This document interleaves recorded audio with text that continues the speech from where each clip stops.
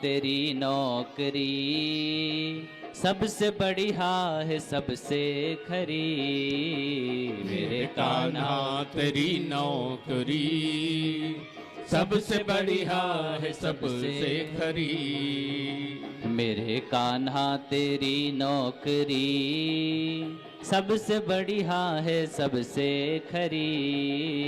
मेरे कान्हा तेरी नौकरी सबसे बढ़िया है, सबसे खरी।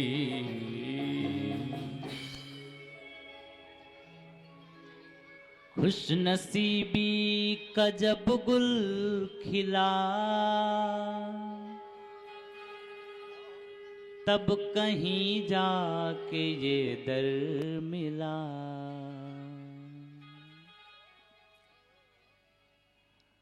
खुश नसीबी का जब गुल खिला, तब कहीं जाके ये दर मिला। वरना औकात क्या थी मेरी, सबसे बढ़िया है, सबसे खरी।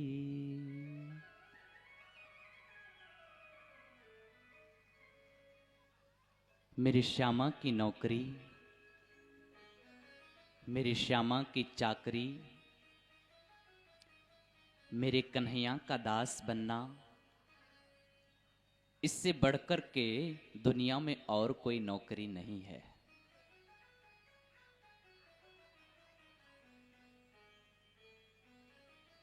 नौकर बनना है ना, तो दुनिया वालों का नौकर मत बनो। दुनिया वालों का नौकर बनोगे 10-20 हजार में छुट्टी कर देंगे दे करके। लेकिन यदि घनश्याम के नौकर बन गए, यदि लाडली जो के नौकर बन गए, तो बेड़ा पार कर देती है लाडली, उद्धार कर देती है लाडली। जो पुनरपि जननम पुनरपि मरणम पुनरपि जननी जठरे शयनम, बार बार आना जाना जो पड़ता है, इससे मुक्ति दिला देती है लाडली।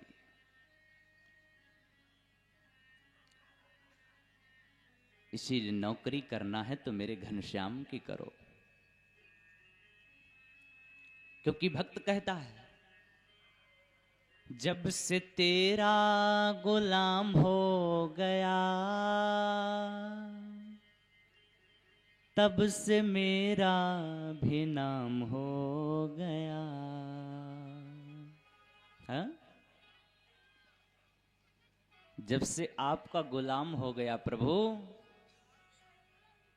तब से मेरा भी नाम हो गया। वैसे दुनिया में मुझे कौन जानता था,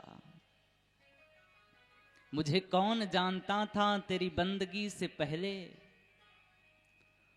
और जब से ये सर तेरे चरणों में झुक गया, तब से दुनिया में नाम हो गया। इसलिए नौकर बनना है, चाकर बनना है, तो सांवरे सरकार का बनो, घनश्याम का बनो। और यही बात श्री सुखदेव जी महाराज राजा परीक्षित को भी सुना रहे हैं। शुक्रताल की पावन भूमि में गंगा के तट पर श्री सुखदेव जी महाराज राजा परीक्षित को कथा श्रवण पान करा रहे हैं। कल की कथा में आप लोगों ने मनु महाराज की 3 पुत्रियों का पावन चरित्र श्रवण पान किया, देवहूति, आकुति और प्रसूति।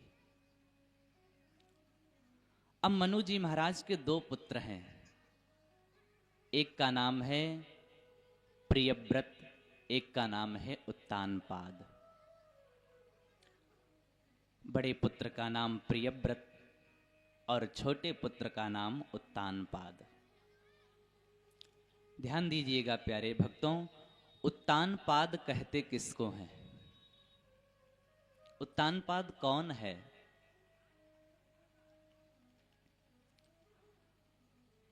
पद मतलब होते हैं पैर, बड़े ध्यान से सुनिएगा।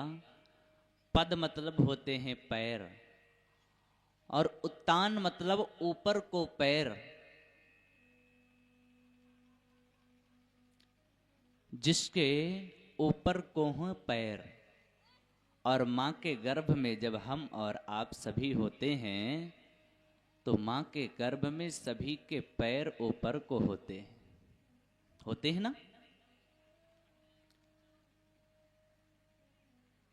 इसीलिए उत्तान पाद एक तरह से हम और आप सभी हैं आध्यात्मिक दृष्टि से। और दोनों दृष्टि से हम और आप चलेंगे। आध्यात्मिक दृष्टि से भी देखेंगे और लौकिक दृष्टि से भी देखेंगे। प्यारे भक्तों, उत्तानपाद राजा हैं और उनकी एक रानी है जिनका नाम है सुनीति। क्या नाम है? सुनीति। सुंदर नीतियों पर चलने वाली, वेद शास्त्रों की बातों को मानने वाली, जिसका नाम है सुनीति। सु मतलब सुंदर और नीति मतलब धर्म का पालन करने वाली। राजा हैं, धन भी है, वैभव भी है, यश भी है, कीर्ति भी है, लेकिन घर में एक चीज की कमी है।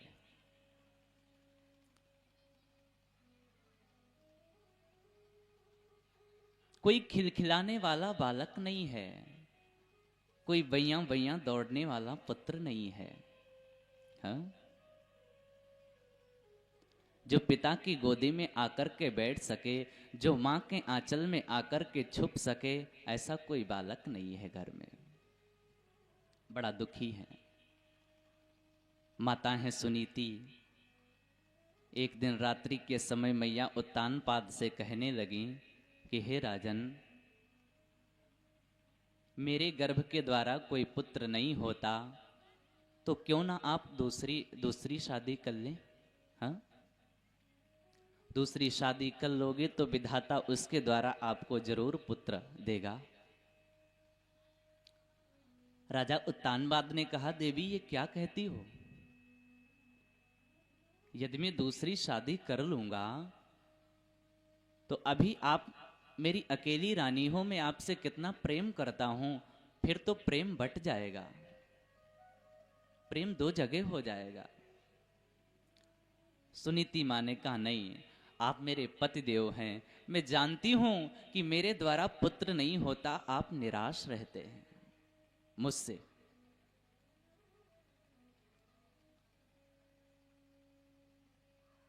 ऐसी पतिव्रता स्त्री, अपने पति के दुख को देख न पाने वाली। हाँ? पति पे कोई थोड़ा सा दुख आ जाए तो पत्नी को सबसे पहले उस दुख का सामना करना चाहिए, क्योंकि आप अर्धांगिनी हो। अर्धांगिनी का मतलब होता है अर्धांग, आधे की हिस्सेदार आप हो। उसका शरीर तो एक है लेकिन उसकी आधे की हिस्सेदार आप, इसीलिए आपका नाम अर्धांगिनी। आप धर्म पत्नी हो, आपके हाथों से धर्म की रक्षा होती है। इसलिए माताओं से मेरा विशेष निवेदन है कि जब पति पर दुख आए तो उस दुख का सामना डट कर के पहले पत्नी को करना चाहिए। मेरे स्वामी हैं, मैं उनकी दासी हूं। आज माता सुनीति कहने लगी कि राजन, आप दूसरा विवाह कर लीजिए। प्यारे भक्तों, बार बार सुनीति मां के कहने पर राजा के मन में भी एक बार जगा, क्यों ना दूसरा विवाह कर लेते हैं। और माता सुनीति के कहने पर आज राजा ने विवश होकर के दूसरा विवाह कर लिया।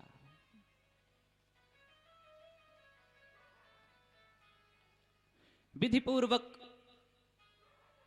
ब्रह्म विवाह के द्वारा राजा का विवाह हुआ। फेरे पड़े, आदि आदि सभी कार्य हुए। उसके बाद राजा पालकी में रानी को बिठा करके और जैसे ही अपने महलों की तरफ आते हैं ना, इधर मैया सुनीति बड़ा प्रसन्न है कि आज मेरी दूसरी बहन आ रही है घर में। हाँ, बड़ा प्रसन्न है। आरती की थाल को सजाया,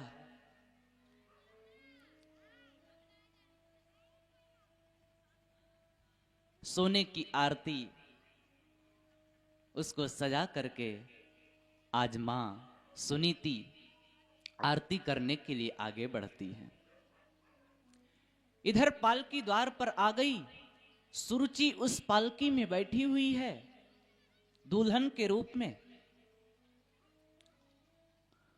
माता सुनीति हाथ में आरती का थाल लेकर द्वार पर आती हैं और आकर के जैसे ही आरती करना सुरुचि की प्रारंभ किया,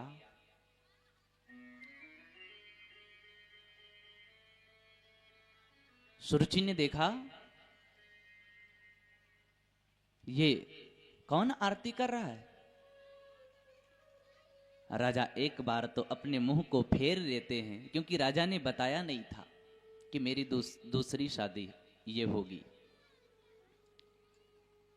एक बार राजा ने मुंह को फेरा, लेकिन सुरुचि ने पुनः पूछ लिया, राजन आप बताते क्यों नहीं हैं, ये आरती कौन कर रहा है।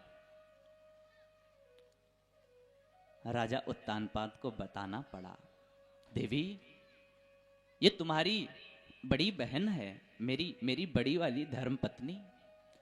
और जैसे ही आज सुरुचि ने ऐसा सुना कि मेरी सौतन भी घर में है, पहला उसके मुख से नाम सौतन का ही निकला, मेरी सौतन। आज क्रोध में आ गई, आक्रोश में आ गई, राजन यदि तुम्हारी पत्नी थी तो फिर तुमने मुझसे शादी क्यों की।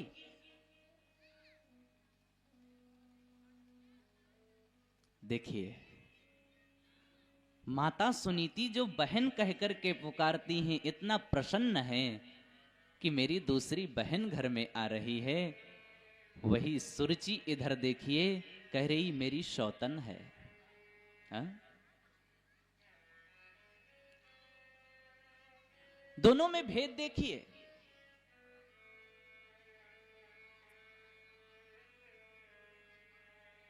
सुरुचि कहने की लागत, राजन या तो आप पुनः मुझे अपने घर छोड़ आइए। राजा ने कहा, देवी ऐसा मत बोलो। तो फिर जिस घर में, जिस महल में मैं रहूंगी, उस महल में ये सुनीति नहीं रह सकती।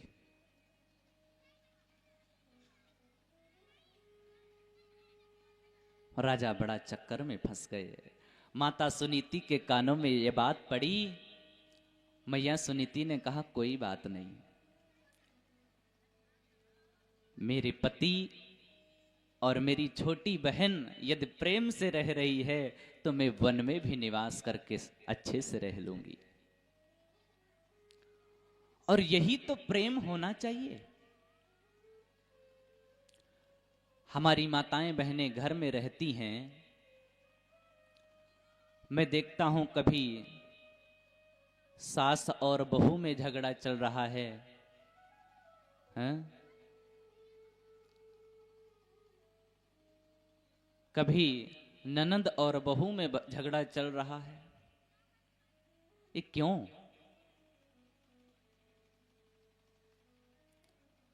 यदि दोनों प्रेम पूर्वक रहें तो घर कितना अच्छा चलेगा, हा? पर दोनों में कमी होती है। सास कहती है कि मेरी बहू जो हो वो सीता जैसी हो जाए,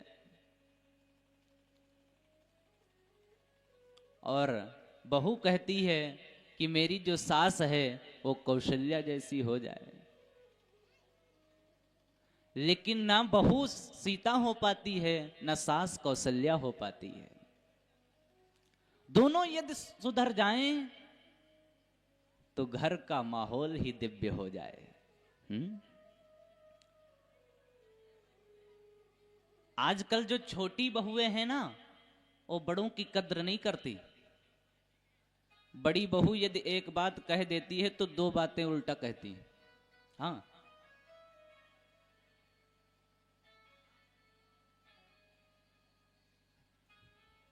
जैसे ही शादी होती है घर के बंटवारे हो जाते हैं। क्या है ये सम्मति नहीं है। जहां सुमत तहां संपत्ति नाना, जहां कुमत तहां विपत्ति निदाना।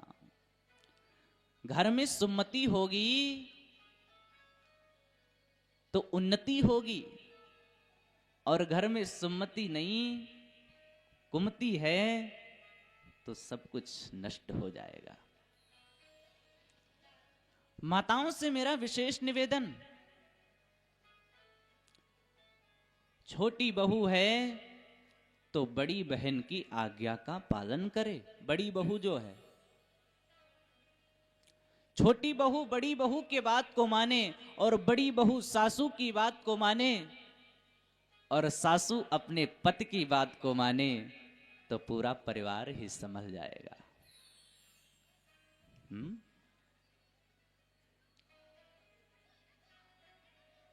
इधर सुरुचि ने जब ऐसा कहा तो सुनीति मैया ने कहा, ठीक है मैं वन में रह लूंगी,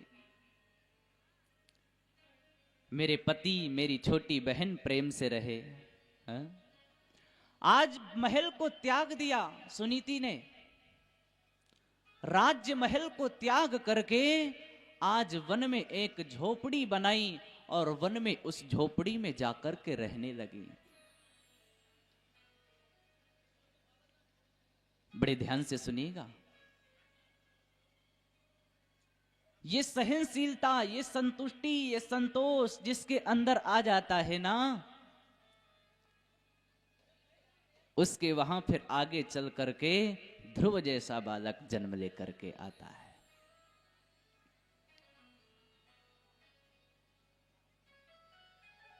इधर सुरुचि महलों में रहने लगी, और उधर सुनीति जंगल में अकेले निवास करती है और सदैव भगवान का भजन करती है।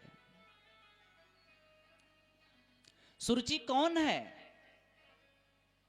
और सुनीति कौन है? हमारे पास, हमारे मन में दोनों होती हैं, सुरुचि भी होती है और सुनीति भी होती है। बड़े ध्यान से सुनिएगा, सुनीति और सुरुचि हमारी भी दो पत्नियां हैं। कैसे? कभी कभी मन में आता है कि सत्कार्य करें, ब्राह्मणों का सत्कार करें, गौ माता की रक्षा करें, भगवान का रोज पूजन करें। ये सुनीति जागृत होती है। लेकिन उसी समय सुरुचि जो बैठी हुई है हमारे अंदर, वो सुनीति को दबा देती है। और सुरुचि जानते हो क्या कहती है? सुरुचि कहती, ये सब छोड़ो, ये सब छोड़ो, बवाल है। और सुरुचि माया की तरफ ले जाती है, माया में लिप्त कर देती है। अपने रुचि के अनुसार चलना जो प्रारंभ कर दे, उस रुचि के वश में हो जाता है। और जो वेद शास्त्रों के आधार पर चले, वो सुनीति के वश में हो जाता है। और आज राजा उत्तानपाद जो थे, वो सुरुचि के वश में हो गए। और जो सुरुचि के वश में हो गया, उसे दुख झेलना पड़ता है। कालांतर में समय बीता, इधर सुरुचि के गर्भ से उत्तम नाम का बालक जन्म लेकर के आता है, और उधर सुनीति मैया के वहां जो सुंदर नीतियों पर चलता है, जो धर्म शास्त्रों की बातों को मानता है, उसके वहां ध्रुव जैसा अलौकिक दिव्य बालक जन्म लेकर के आता है। बोलिए श्री ध्रुव जी महाराज की। सुनीति के वहां ध्रुव जी जन्म लेकर के आए।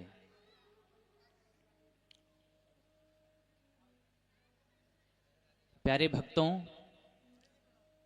एक दिन की बात है, ध्रुव जी महाराज इधर जंगलों में रह रहे हैं। जो महलों का राजकुमार है वो जंगलों में रह रहा है, हा? उधर उत्तम ऐशो आराम से रह रहा है, इधर ध्रुव जी महाराज जंगलों में रह रहे हैं। पर दोनों में भेद है। जो महलों में रह रहा है उसको अच्छी माता के द्वारा शिक्षा नहीं प्राप्त हो रही है, और जो जंगलों में रह रहा है उसको मां के द्वारा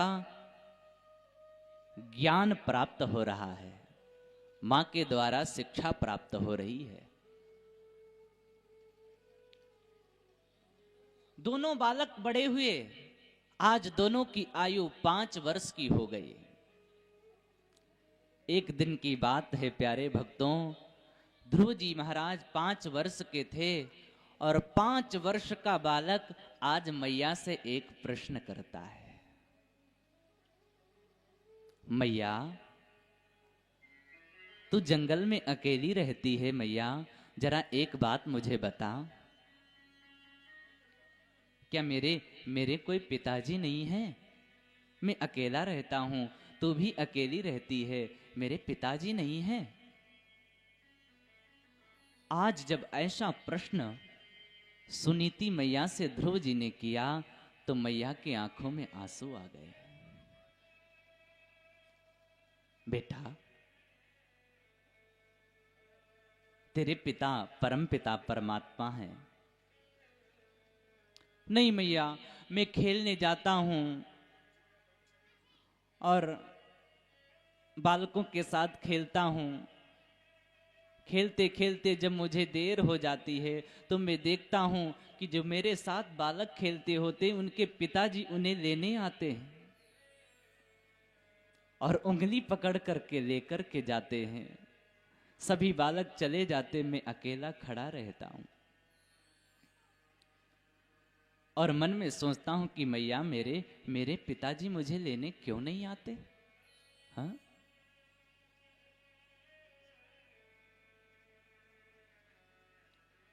मां सुनीति रोने लगी, आंखों में आंसू आ गए। बालक हट कर बैठता है। आज विवश होकर मैया को बताना पड़ा कि बेटा, ये जो राजा है ना, ये जो बड़े बड़े महल देख रहे हो, ये तुम्हारे पिताजी के ही हैं।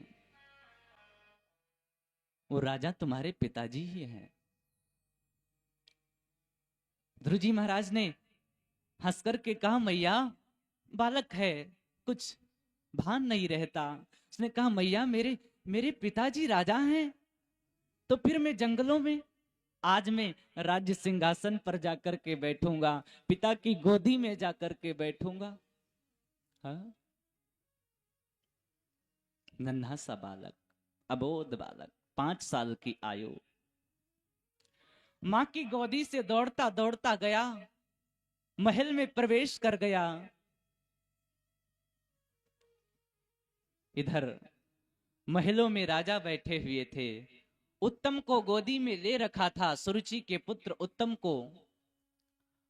और भैया, जैसे ही ध्रुव जी गए, राज्य सिंहासन पर राजा बैठे हुए थे, ध्रुव जी जाकर के नन्हा सा प्यारा सा बालक आगे जाकर के खड़ा हो गया। राजा उत्तानपाद ने देखा, अरे ये तो मेरा बालक है, ये तो मेरी बड़ी वाली पत्नी सुनीति का पुत्र है। राजा के ममता जगी। राजा ने उत्तम को गोदी से उतार दिया और ध्रुव जी को ऐसे हाथ उठा करके ध्रुव जी को बुलाया, बेटा आ तू मेरी गोदी में आकर के बैठ। ध्रुव जी महाराज दौड़ते गए और राजा की गोदी में बैठने ही वाले थे, और जैसे ही बैठने वाले थे वैसे ही सुरुचि ने देख लिया कि राजा ने मेरे पुत्र को उतार करके उस वनवासिनी के बालक को अपनी गोदी में बिठा रहा है। आज सुरुचि दौड़ती हुई आई और एक क्रूर माता की तरह आज ध्रुव जी का हाथ पकड़ करके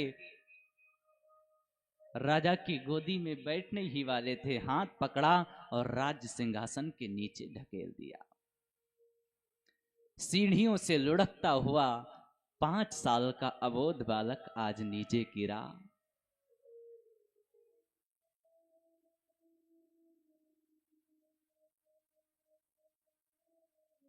रोने लगा, कौन सा अपराध है मेरा?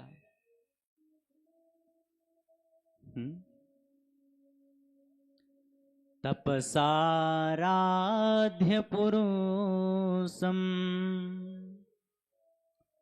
तस्यैवानुग्रहेण मे गर्भे त्वं साधयात्मानं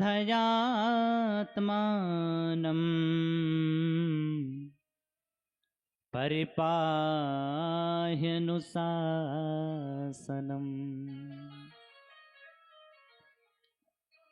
हाथ पकड़ के ध्रुव जी महाराज को नीचे उतार दिया।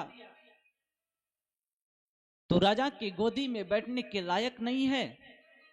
और सुन, यदि राज्य सिंहासन पर राजा की गोदी में बैठना चाहता है तो पहले जाकर के तपस्या कर, और तपस्या में जब तुझसे भगवान प्रसन्न हो जाएं तो तू उनसे वरदान मांगना कि अब की बार सुनीति के गर्भ से नहीं, सुरुचि के गर्भ से तेरा जन्म हो, तब जाके तू इस राज्य सिंहासन पर बैठ सकता है।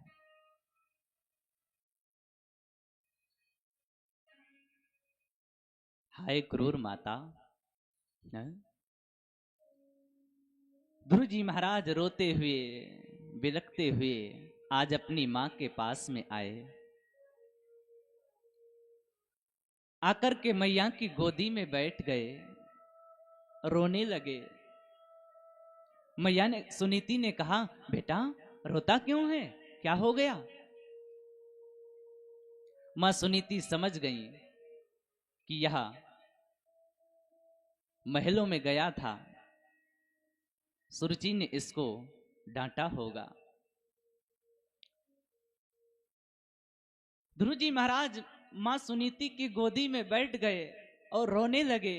मां, आपने तो कहा था कि जो यहाँ के राजा हैं वो मेरे पिताजी हैं, लेकिन मैं उनकी गोदी में जाकर के बैठा तो आपने बताया था कि मेरी छोटी माँ वहां रहती हैं, और वो छोटी माँ ने मुझे हाथ पकड़ के राज्य सिंहासन के नीचे ढकेल दिया। माँ, क्या किसी की छोटी माँ ऐसा कर सकती है? मां सुनीति ने कहा, बेटा नहीं, ऐसा मत सोचना, ऐसा मत सोचना। वो तुम्हारी छोटी मां है, उसने तुमको डांट दिया तो क्या है, तू बालक है, मां डांटेगी नहीं तो कैसे सीखेगा? और बेटा, यदि तू पिता की गोदी में बैठने के लिए रोता है तो मैं तुझे बता दूं, अब तू दुनिया की पिता की गोदी में मत बैठ। अब तुझे बैठना है तो परम पिता की गोदी में जाकर के बैठ जा। हा? ये मां की सीख होती है। आजकल की माताएं क्या करती हैं, घर में जब कोई बालक को डांट या मार देता है, माताएं जरा ध्यान से सुनो, घर में यदि किसी ने बालक को, छोटा बालक है, डांट दिया, मार दिया, कोई गलती कर रहा है तो लड़ने पर तैयार हो जाती है। तुमने मार क्यों दिया मेरे बालक को? हैं? उसी का पक्ष लेती हैं। अरे गलती ही क्या की थी मेरे बालक ने जो तुमने उसके हाथ लगा दिया? नहीं, ऐसा नहीं करना चाहिए, क्योंकि बालक है और बालक का यदि आप बालक का स्वभाव होता है नटखटपन, नटखटपन होता है उसमें, और नटखटपन में यदि उसने कोई गलती कर दी, किसी ने उसको डांट दिया, तो फिर ये नहीं करना चाहिए कि अपने बालक का ही पक्ष ले लो और जिसने डांटा है उसको नीचा दिखा दो, है? नहीं।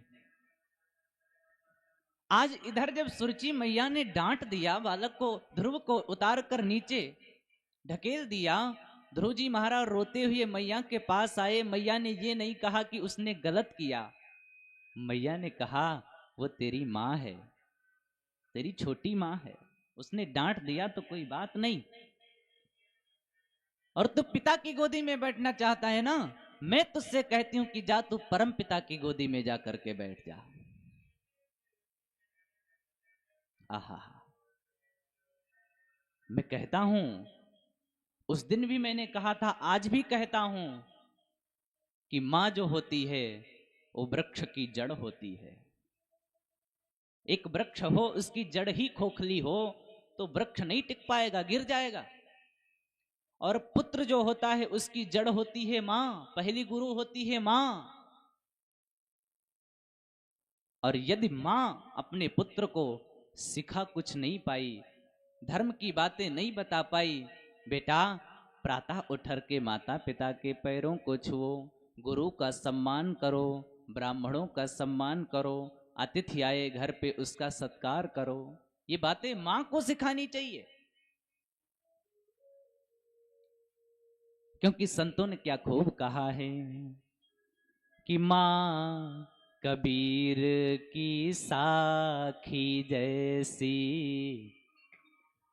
तुलसी की चौपाई सी, मां कबीर की साखी जैसी, तुलसी की चौपाई सी, मां कबीर।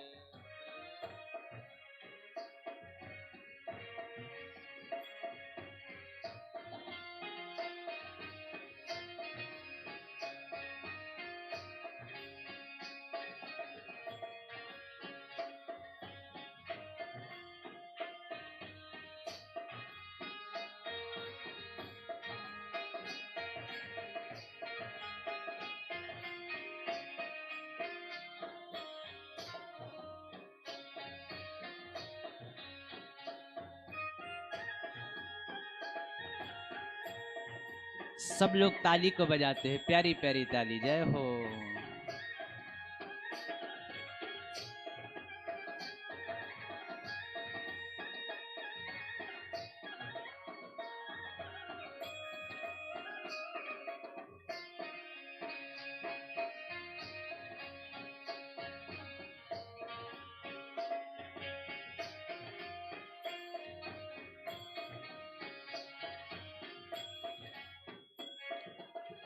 माँ मीरासी पदावली सी, माँ है ललित रुबाई सी, माँ मीरासी पदावली सी, माँ है ललित रुबाई सी, माँ कबीर की साखी जैसी, तुलसी की चौपाई सी, माँ कबीर की साखी जैसी।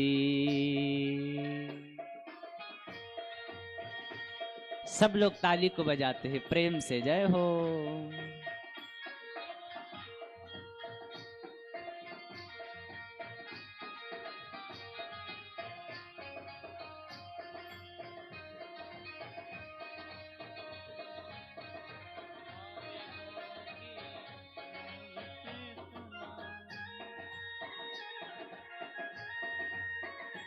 ये माँ का प्रेम, माँ का दुलार, माँ कौन है इसको जानना।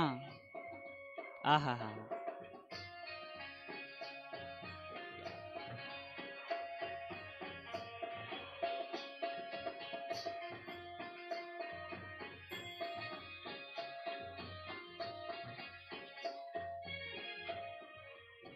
हाँ, माँ वेदों की मूल चेतना, माँ है गीता की वाणी।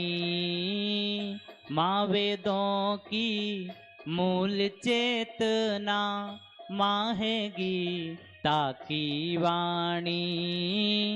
माँ कविता की सहज वेदना, महाकाव्य की कायासी।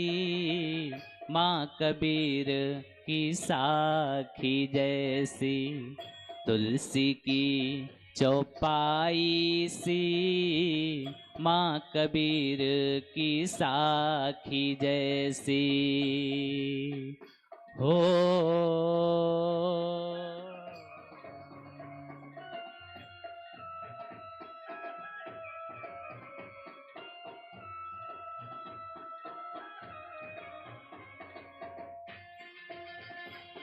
माँ वेदों की मूल चेतना है, माँ गीता की वाणी है, माँ कविता है, माँ महाकाव्य की रचना है।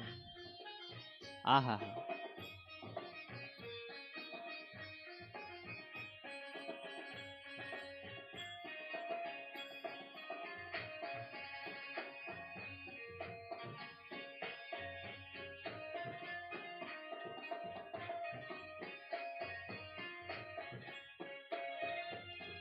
माँ ममता का मान सरोवर, हिमगिरि सा विश्वास है। माँ ममता का मान सरोवर, हिमगिरि सा विश्वास है।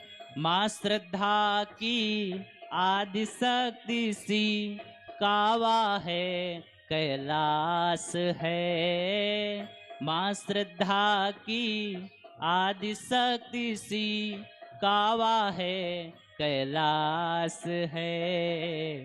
माँ धरती की हरी धूप सी, माँ धरती की हरी धूप सी। माँ के सर की क्यारी है, पूरी सृष्टि ने छावर जिस पे, माँ की छवि ही न्यारी है। माँ कबीर की साखी जैसी।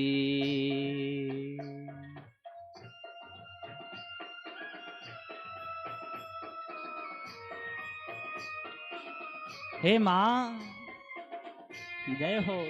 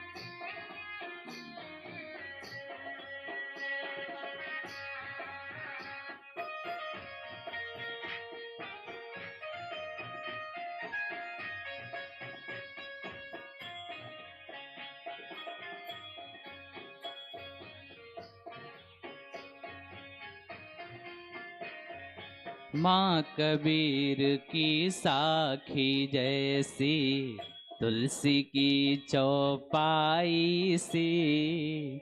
माँ कबीर की साखी जैसी।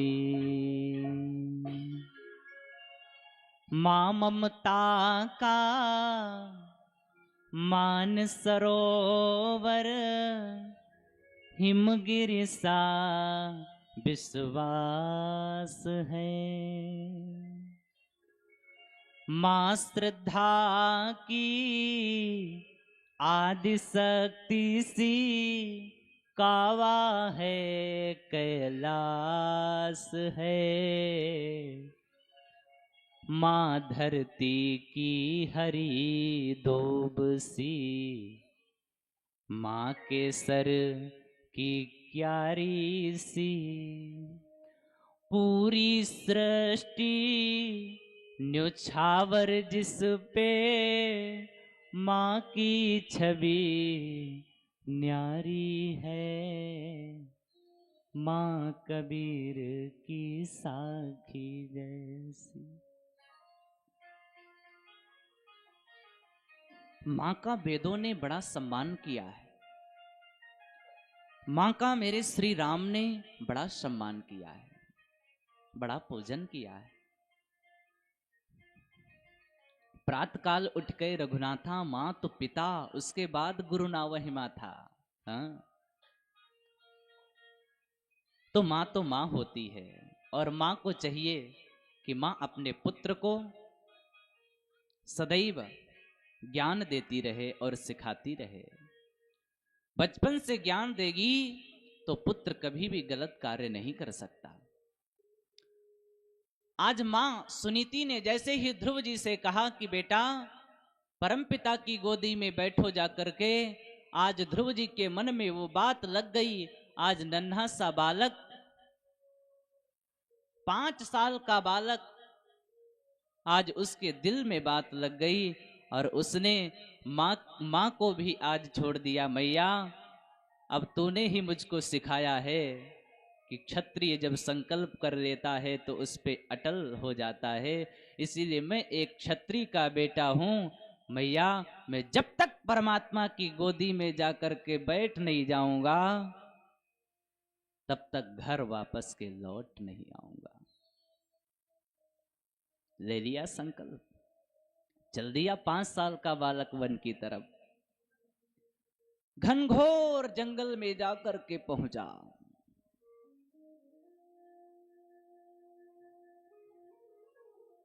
घनघोर जंगल, नारद जी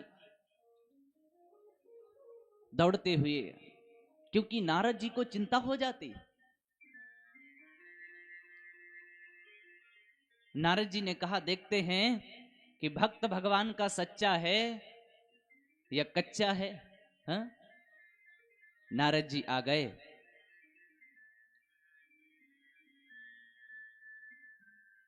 नारद जी आए, ध्रुव जी से मिले। ध्रुव जी ने देखा, मैया ने बताया था कि नारद जी जूड़ा बांधते हैं, माथे पर तिलक लगाते हैं, कंठी माला पहनते हैं। तुरंत पहचान गए ध्रुव। अरे मैया ने मुझको बताया कि नारद बाबा। प्रणाम किया। नारद जी ने पूछा, कहां जा रहे हो?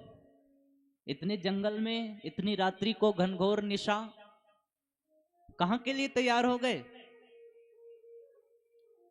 ध्रुव जी महाराज ने कहा, बाबा मैं भगवान की गोदी में बैठने के लिए जा रहा हूं।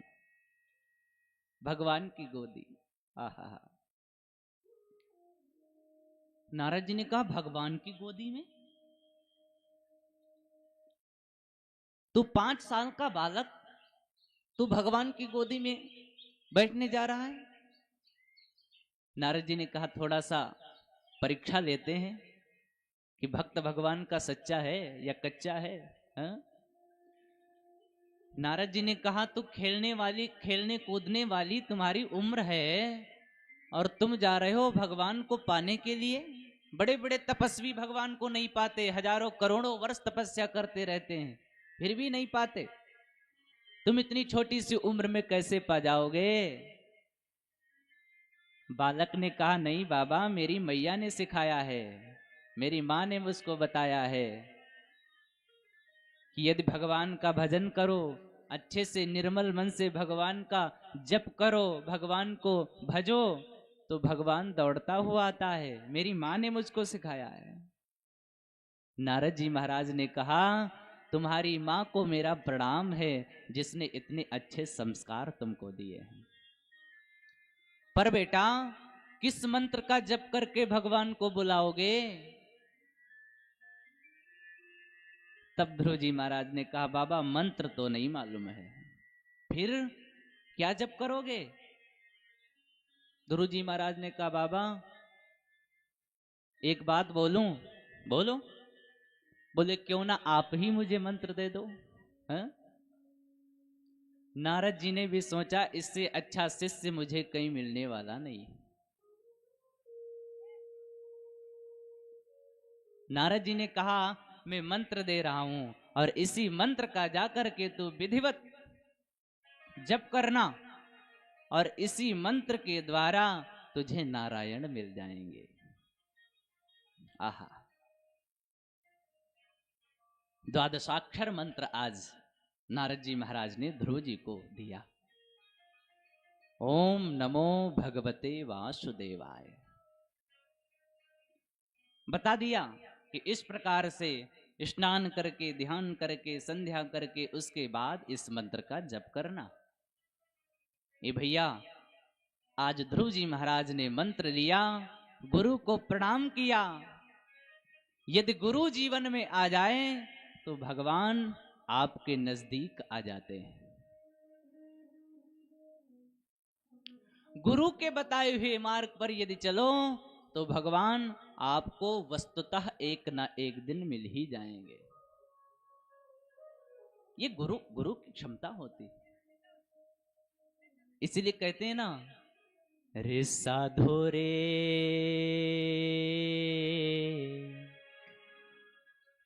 गुरु बिन घोर अंधेरा,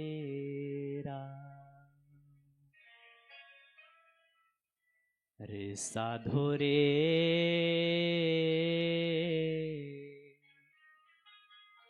गुरु बिन घोर अंधेरा,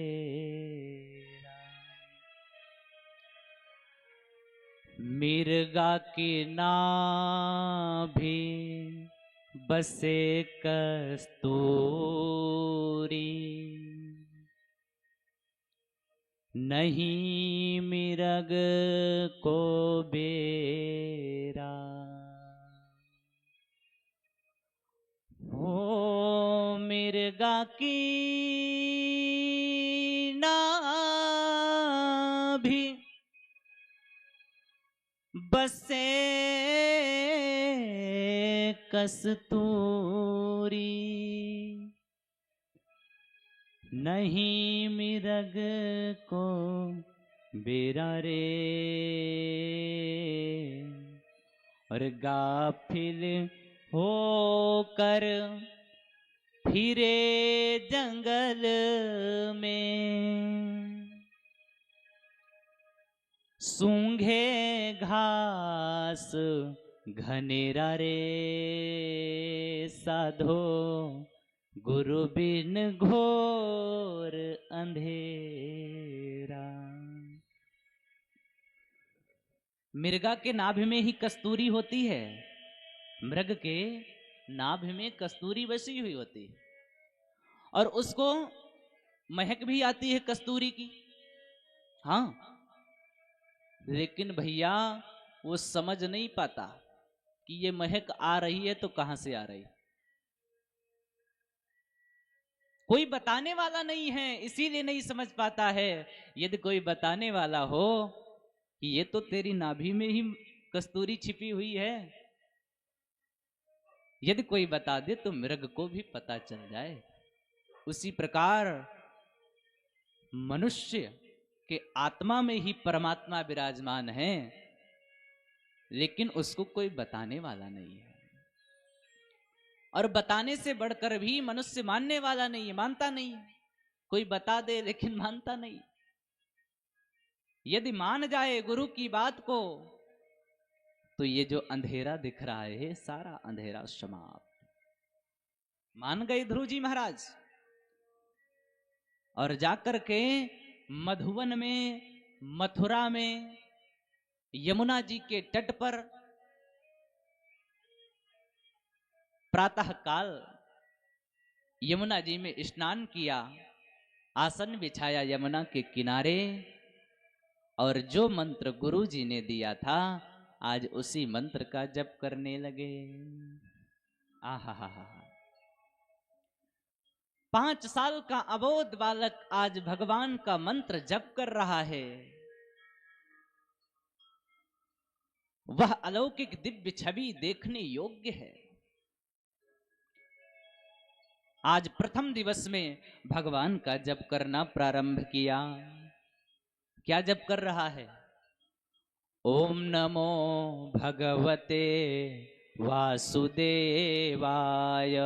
ओम नमो भगवते वासुदेवाय। ओम नमो भगवते वासुदेवाय। ओम नमो भगवते वासुदेवाय। वासुदेवाय मेरो नंद नंदनाय। वासुदेवाय मेरो नंद नंदनाय। ओम नमो भगवते वासुदेवाय। ओम नमो भगवते वासुदेवाय। सब लोग गाइए। ओम नमो भगवते वासुदेवाय।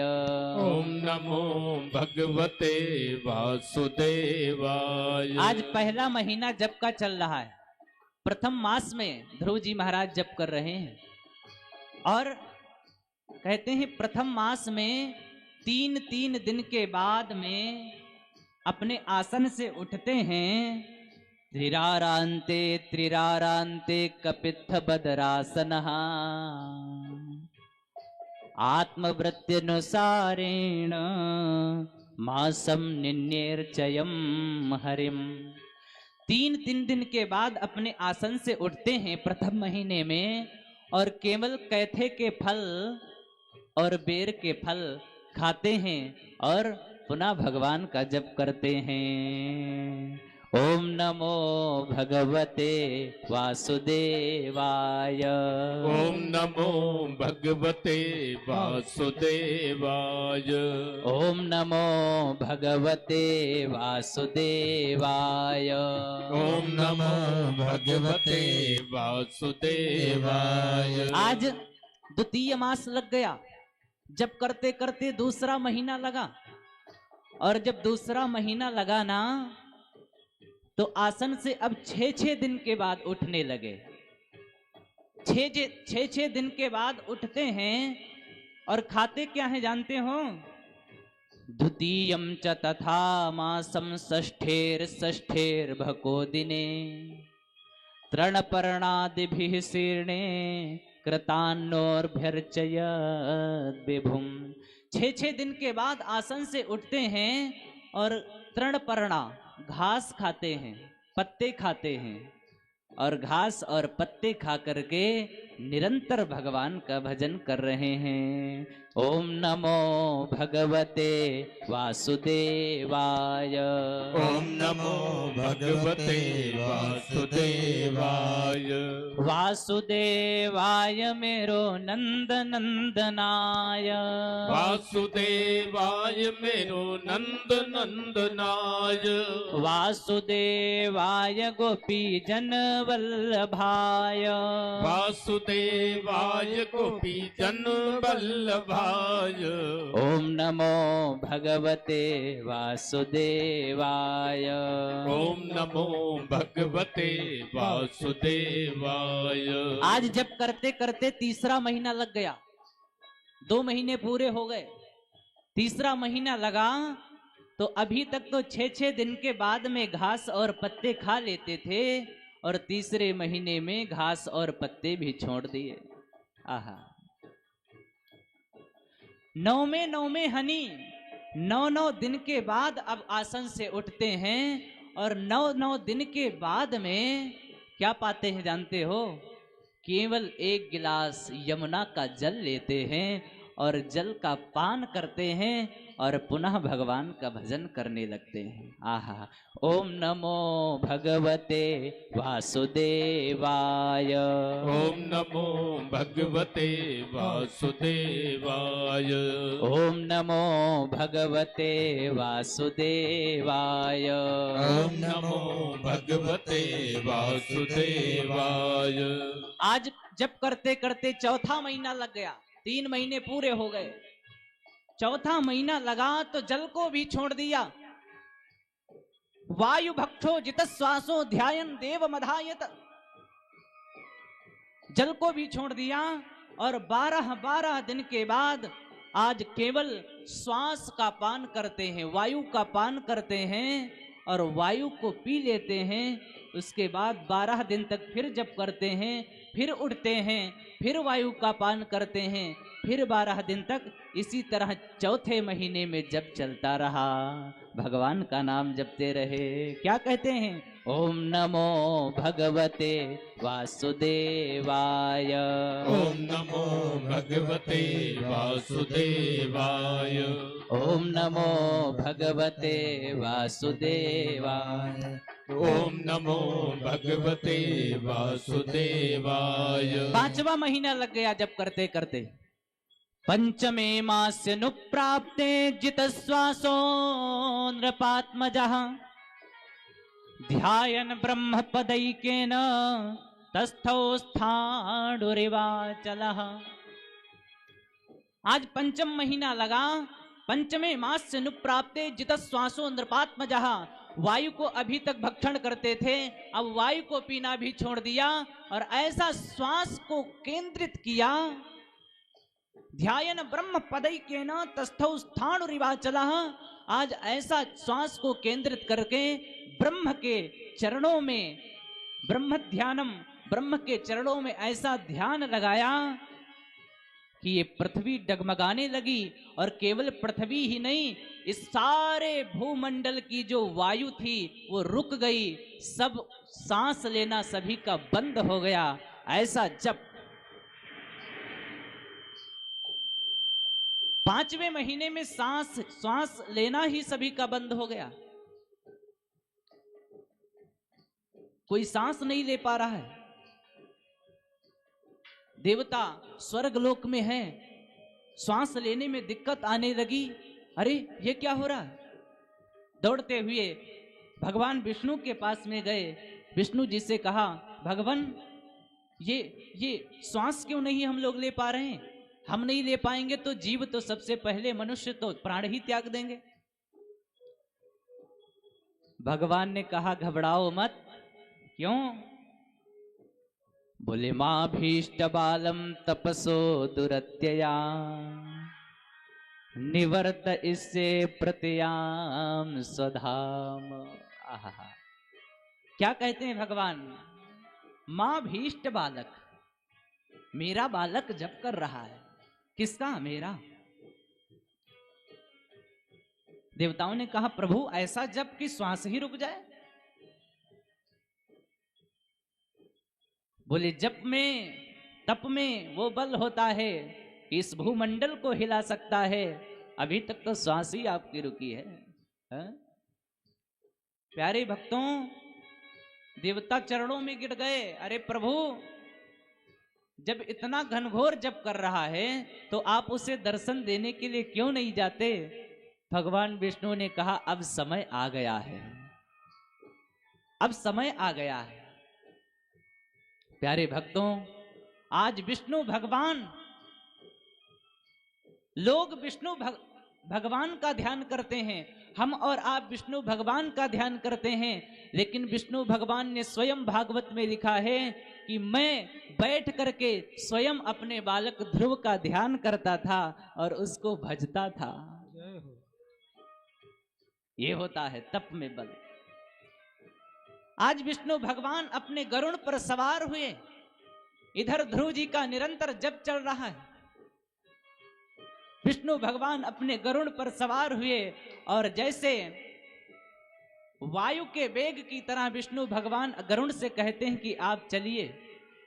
श्रीमद् भागवत कथा में स्पष्ट लिखा है, त एव मुत्सन्न भया उरुक्रमे कृता नवामा प्रयुस्त्र विष्टयम सहस्त्र शीर्षाणि तरतो गुरुत्तमा मधोर वनम भृत्य दिदृक्षया तत्।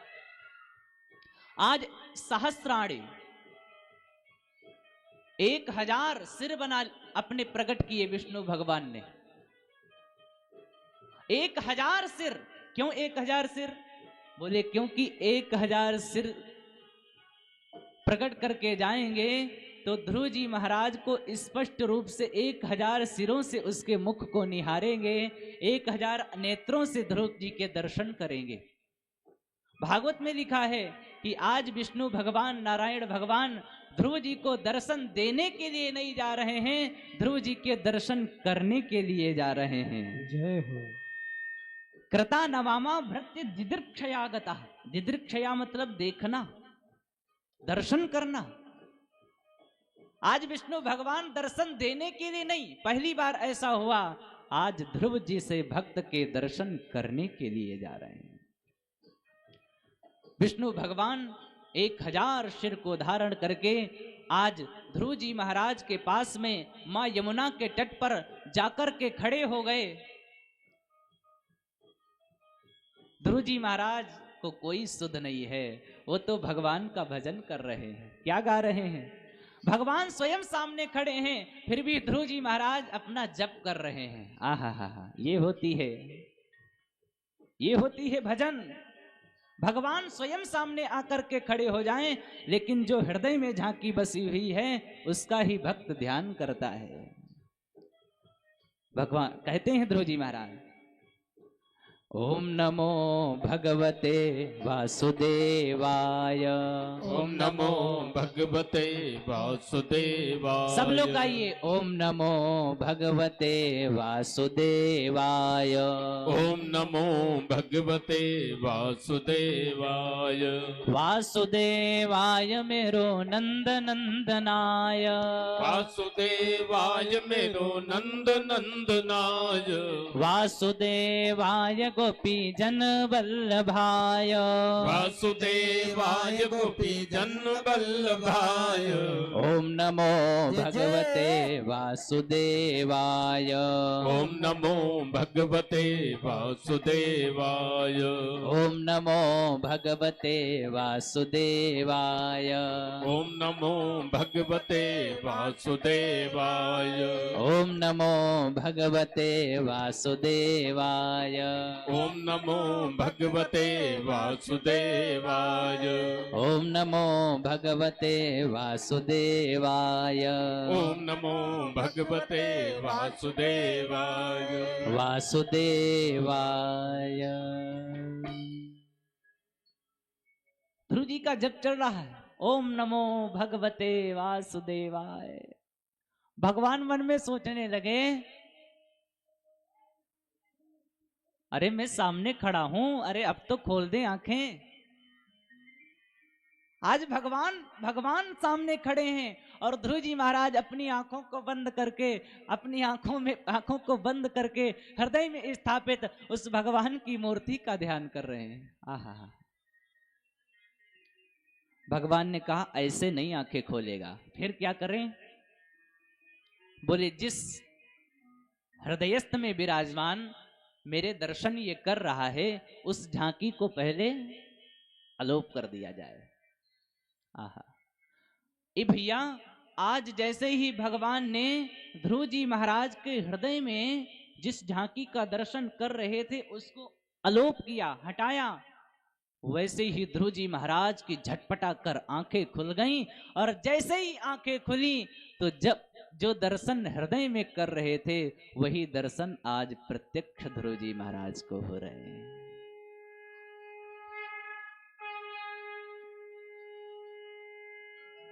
बोले श्री नारायण भगवान की जय। बोले श्री ध्रुव जी महाराज की जय। देखा सामने, अरे इनका तो मैं हृदय में दर्शन कर रहा था, ये तो मेरे सामने खड़े हुए हैं।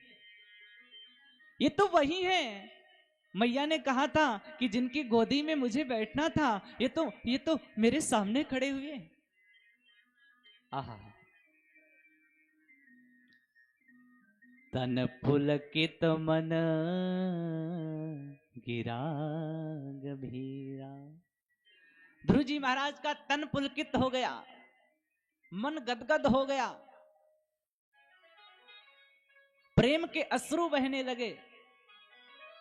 इतने प्यारे लग रहे हैं, 5 साल के बालक केवल लंगोटी को बांधे हुए, हाथ में माला लिए हुए, झोली लिए हुए जप कर रहे हैं। देखने में इतने प्यारे लग रहे हैं। आज आज विष्णु भगवान भी मन में सोच रहे हैं कि मेरी गोदी में आ जाए, और गोदी में आ जाए तो इसके मुखमंडल को मैं चूम लूं। हाँ? ध्रुव जी महाराज कुछ बोलना चाहते हैं पर ज्ञान नहीं है, क्या बोलें। भगवान की तो वेदों ने खूब स्तुति की है, लेकिन हम क्या बोलें। भगवान ने अपना शंख लिया और ध्रुव जी महाराज के कपोल गाल से स्पर्श करा दिया, और जैसे ही गाल से स्पर्श कराया तो ध्रुव जी महाराज को 4 वेद, 6 शास्त्र, 18 पुराणों का ज्ञान हो गया। आहा। और जैसे ही ध्रुव जी महाराज को ज्ञान हुआ, वैसे ही ध्रुव जी महाराज भगवान की स्तुति करने लगे। क्या कहने लगे? योऽन्तः प्रविश्य मम वाचमिमां प्रसुप्तां जीवयत्यखिल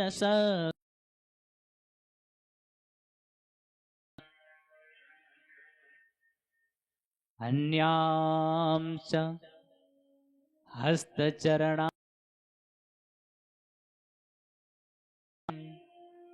प्राणान्नमो भगवते पुरुषाय तुभ्यम्। ध्रुव जी महाराज ने कहा, प्रभु आप ही तो मेरे सर्वांग शरीर में विराजमान हैं। योऽन्तः प्रविश्य, मेरे अंतःकरण में आप ही तो विराजमान हैं।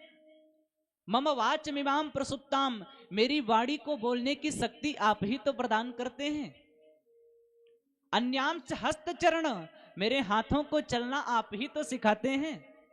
श्रवणोत्तगादीन, मेरे कानों को सुनना आप ही के बल से तो प्राप्त होता है। हे प्रभु, प्राणान नमो भगवते पुरुषाय तुभ्यम, आप मेरे प्राण हैं, और प्राण कभी इस जीव से अलग नहीं हो सकते। हा?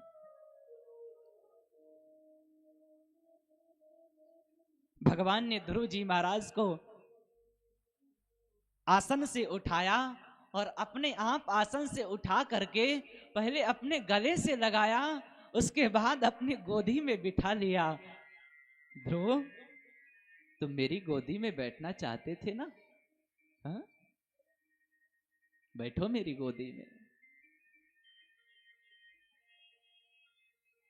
वरदान मांगो ध्रुव, तुम मुझसे क्या मांगना चाहते हो? और ध्रुव जी महाराज ने कहा, मुझे कुछ नहीं चाहिए भगवान, मुझे केवल आप चाहिए थे, और आपकी भी लाड़ दुलार करने वाली मुझे गोदी चाहिए थी, जो मुझे मिल गई, और इससे ज्यादा प्रभु मुझे और क्या चाहिए? हा? प्यारे भक्तों, आज भगवान के आंखों से भी अश्रु चल रहे हैं, और ध्रुव जी महाराज के आंखों से भी अश्रु चल रहे हैं। भक्त और भगवान का प्रेम देवता लोग निहार रहे हैं और बलिहारी जा रहे हैं। ये प्रेम होता है भक्त और भगवान का। एक बार शरण में जाकर तो देखो, एक बार उसका नाम पुकार कर तो देखो। भगवान कहते हैं, तुम 2 कदम बढ़ो, मैं 10 कदम बढ़ूंगा, तुम ध्यान मेरा लगाओ, मैं हाजिर हो। आहा, पर हम ठहरे कि भगवान को भूल जाते हैं। हमारे पास सोने के लिए 8 घंटे हैं, खाने के लिए आधा घंटा है, भोजन करने के लिए, खाने के लिए, सोने के लिए, बैठने के लिए, खेलने के लिए, हर एक चीज के लिए समय निकाल लेते हो।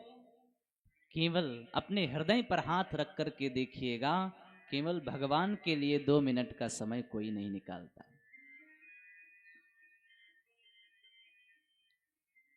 जिस भगवान ने हमें देखने के लिए आंखें दी, काम करने के लिए हाथ दिए, सब कुछ जानने के लिए बुद्धि दी,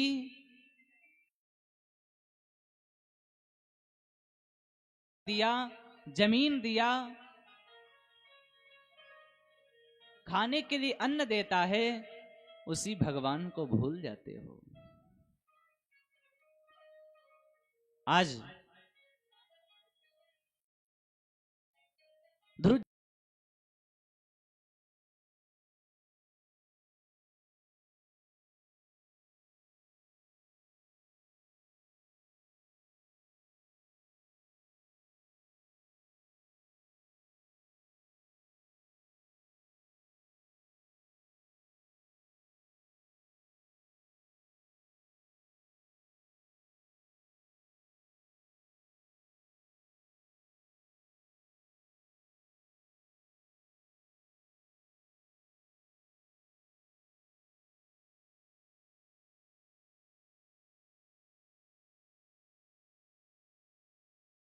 तुम राज्य सिंहासन छोड़ करके आए हो और राज्य सिंहासन ही तुम्हें यहां तक लेकर के आया है। यदि सिंहासन पर न बैठते, माता न उतारती, तो आज भगवान को पाते क्या? नहीं पाते। इसीलिए बेटा, सबसे पहले तुम जाकर के उस राज्य सिंहासन पर बैठ करके राज्य करो। ध्रुव जी महाराज को भेज दिया। ध्रुव जी महाराज अपने राज्य को आए और 36,000 वर्ष तक ध्रुव जी महाराज ने राज्य किया। 36,000 वर्ष तक राज्य करने के बाद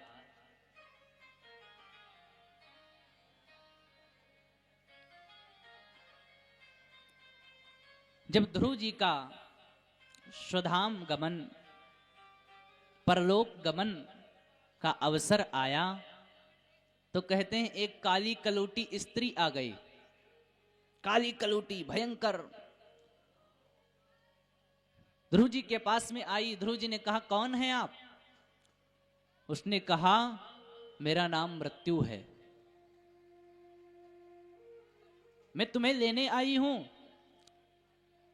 ध्रुव जी महाराज ने कहा, मृत्यु? जो भगवान की गोदी में बैठ चुका हो, जिसने भगवान को पा लिया हो, फिर तू उसे नहीं ले जा सकती? मृत्यु ने कहा, मैं तो सबको ले जाती हूं। ध्रुव जी महाराज ने कहा, मुझे भगवान पे अभिमान है कि सांवरा मेरे साथ है, तो मृत्यु मुझे नहीं ले जा सकती है? मृत्यु घबरा गई। और ये भक्त में ही क्षमता होती है कि मृत्यु को भी वो ठोकर मार देता है।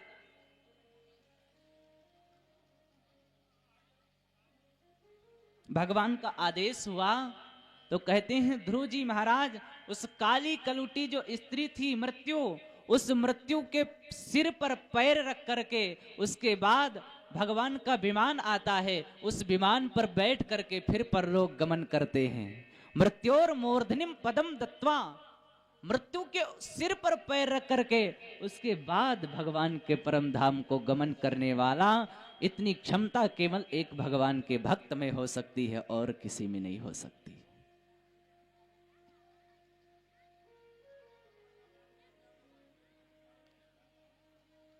भगवान के धाम को गए। भगवान ने कहा, ध्रुव तुमने बालपन में मेरी तपस्या की है, इसलिए तुम सदैव के लिए जगमगाते रहोगे, सदैव के लिए तुम्हारी कीर्ति लोग गाते रहेंगे और मेरे लोक में ही सदा तुम ध्रुव तारा बन करके मेरे चरणों में ही जगमगाते रहोगे। ऐसा ध्रुव जी को आशीर्वाद दे दिया। और ध्रुव मंडल में आज वही ध्रुव तारा आज भी जगमगाता है। कभी कभी आप देखते होंगे कि 7 तारों से घिरा हुआ एक तारा होता है जिसमें काफी रोशनी ज्यादा होती है, सभी तारों से ज्यादा उसमें रोशनी होती है। उसका नाम है ध्रुव तारा। आज भी भूमंडल में जगमगाता रहता है। ऐसे ध्रुव जी महाराज जिन्होंने भगवान की अनन्य भक्ति की, उनके चरणों में मेरा बारंबार प्रणाम है। बोले श्री ध्रुव जी महाराज की इसी प्रकार संत कहते हैं कि यदि भगवान का भजन करते रहोगे तो संसार सागर से तरते रहोगे। भजन श्याम सुंदर का, भजन श्याम सुंदर का जो करते रहोगे, जो करते रहोगे तो संसार सागर से तरते रहोगे। भजन श्याम सुंदर का जो करते रहोगे, जो करते रहोगे। ऐसे आनंद नहीं आता है, सब लोग ताली को बजाते हैं। कोई भी ऐसा ना हो जिसकी ताली खुली ना हो। करते रहोगे। भजन श्याम सुंदर का जो करते रहोगे, जो करते रहोगे तो संसार सागर से तरते रहोगे। भजन श्याम सुंदर का जो करते रहोगे, जो करते रहोगे तो संसार सागर से तरते रहोगे। श्री राधे। ताली को बजाते हैं झूमते हुए सभी लोग, जय हो।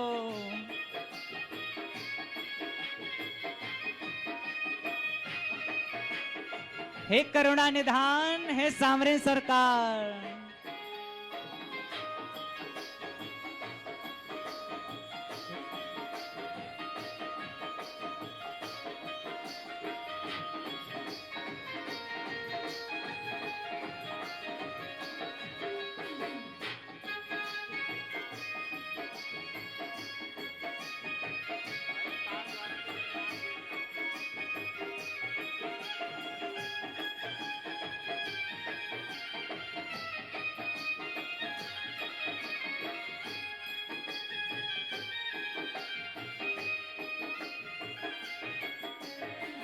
न होगा कभी कष्ट मन को तुम्हारे, न होगा कभी कष्ट मन को तुम्हारे, न होगा कभी कष्ट मन को तुम्हारे, न होगा कभी कष्ट मन को तुम्हारे।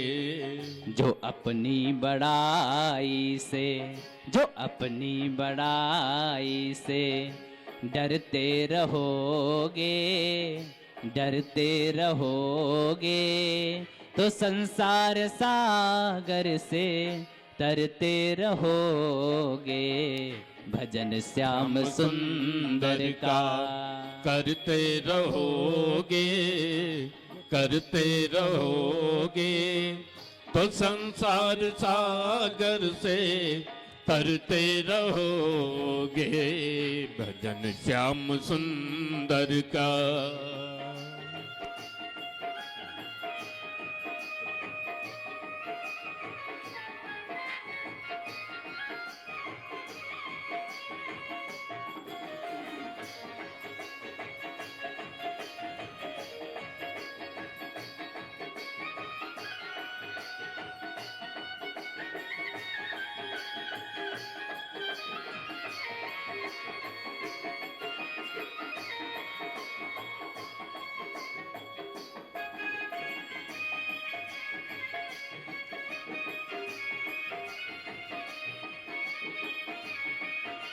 ताली को बजाते हैं प्रेम से, जय हो।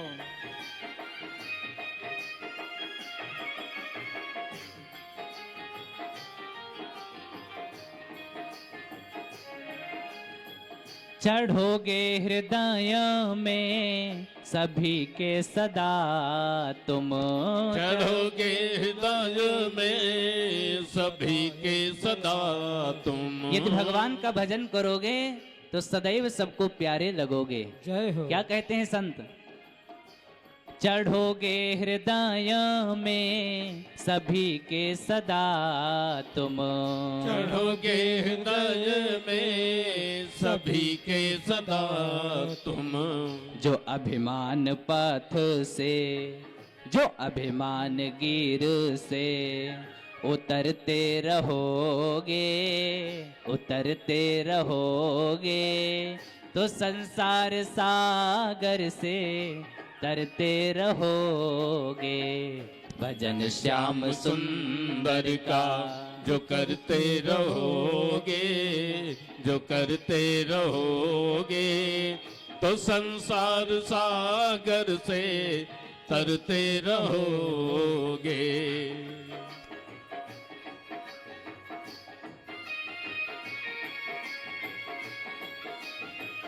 राधे।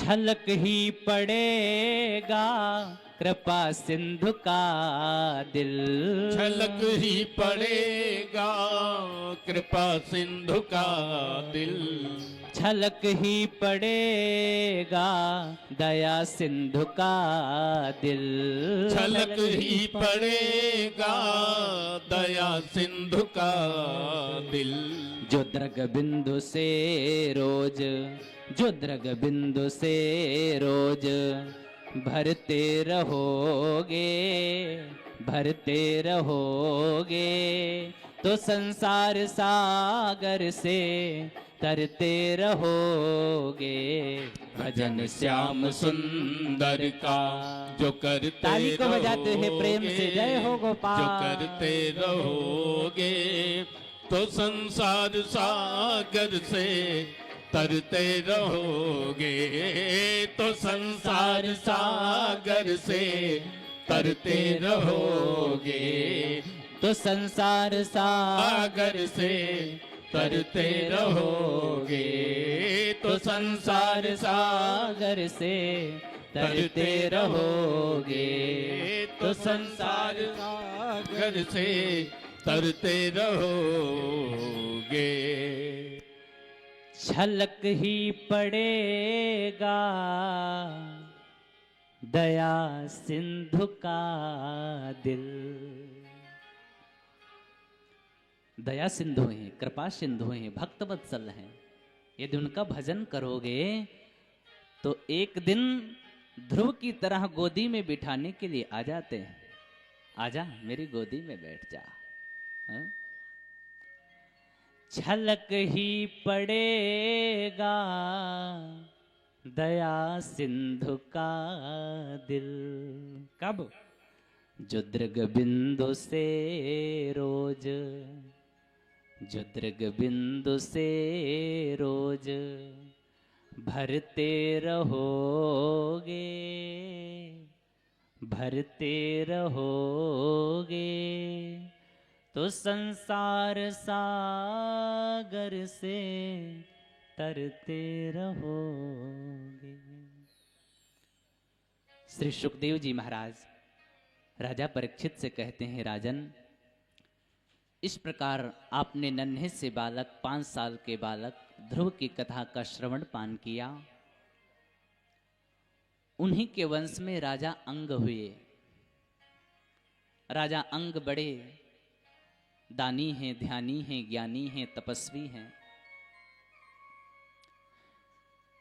लेकिन उनकी पत्नी सुनीता और अंग के द्वारा जो पुत्र उत्पन्न हुआ उसका नाम था वैन। वैन। और वैन जब घर में जन्म लेकर के आया तो जन्म लिया, बड़ा हुआ और बड़ा होते ही उसने सारे धार्मिक कार्यों पर वैन लगा दी, बंद कर दिए। कोई पूजा नहीं कर सकता, कोई पाठ नहीं कर सकता, कोई जप नहीं कर सकता, ध्यान नहीं कर सकता। पिता है अंग, पिता है धार्मिक, पुत्र है अधार्मिक। अब यहां पर देखिए, जिस घर में पिता धार्मिक हो, पुत्र अधार्मिक हो, उस घर में पिता को झुकना पड़ता है। क्या करें?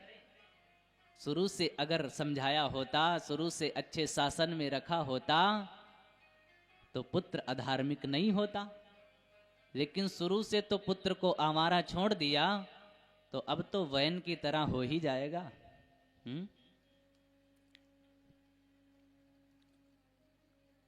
आज राजा अंग को विवश होकर के अपना राज्य छोड़ देना पड़ा। राज्य को छोड़ करके एक गुफा में जाकर के भगवान का भजन करने लगे। इधर जब राज्य का राजा बैन हो गया तो बैन इतना उत्पात मचाने लगा। एक दिन ब्राह्मणों ने समझाया कि अरे तुम राजा हो, राजा का अपना धर्म होता है प्रजा का पालन करना, प्रजा की रक्षा करना।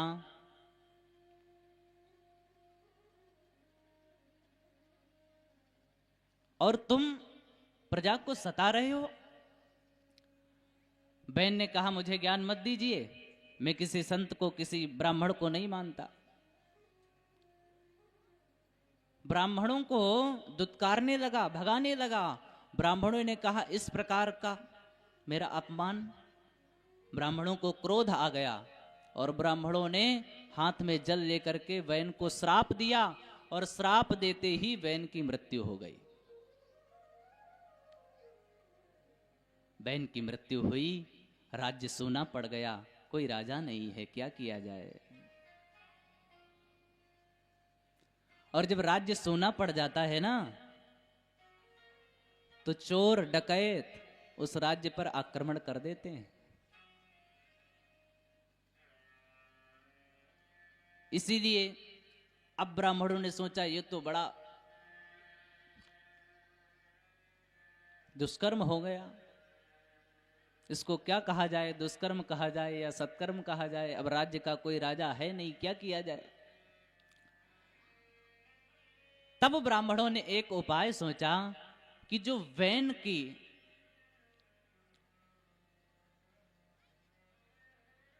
शरीर, जो वैन का मृतक शरीर है, उसका यदि मंथन किया जाए। ऐसा उपाय सोच करके ब्राह्मणों ने वैन के शरीर का मंथन किया। वैन के शरीर का मंथन करने से सबसे पहले एक काला कलूटा मनुष्य प्रकट हुआ।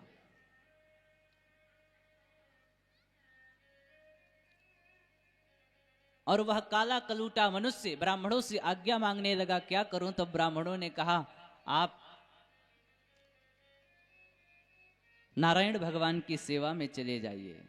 वह चला जाता है। उसके बाद नाभि के ऊपर के अंग का जब मंथन किया तो उसके द्वारा एक कमल की तरह मुख, दिव्य तेज, अलौकिक शरीर, कानों में मकराकृत कुंडल, लहराते हुए केश, ऐसा एक दिव्य पुरुष प्रकट हुआ। और वो कोई और नहीं थे, वो स्वयं विष्णु भगवान के अवतार महाराज पृथु थे। बोले श्री पृथु जी महाराज की जय हो। आज पृथु जी का अवतार हुआ। ब्राह्मणों ने तुरंत पृथु जी महाराज को राज्य का राजा बना दिया। और पृथु जी महाराज राज्य सिंहासन पर बैठे, वैसे ही पृथु जी के राज्य वाले रोते हुए आ गए, चिल्लाते हुए आ गए। पृथु जी ने कहा एनी प्रॉब्लम। क्या बात हुई, किस लिए रो रहे हो? राज्य वालों ने कहा, महाराज रो इसलिए रहे हैं कि जब से बैन ने इस धराधाम पर, पृथ्वी पर उत्पात करना प्रारंभ कर दिया था, तब से पृथ्वी माता ही रसातल में समा गई। कोई खनिज पदार्थ ही नहीं प्रकट कर रही हैं।